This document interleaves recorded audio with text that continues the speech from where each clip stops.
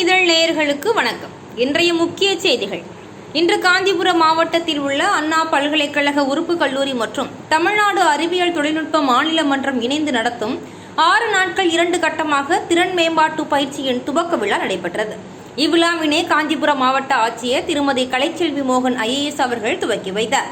அவர் பேசுகையில், மாணவர்களின் வேலைவாய்ப்பு திறன் குறைவதாக இருப்பதால் தமிழக அரசு வகுத்துள்ள நான் முதல்வன் திட்டத்தின் கீழ் மாணவ மாணவிகள் அவர்களுடைய திறன்களை மேம்படுத்திக் கொண்டு சுய தொழில் தொடங்க முயற்சி எடுத்து மற்றவர்களுக்கும் வேலைவாய்ப்பை உருவாக்கி தரும்படி ஆலோசனை வழங்கினார்.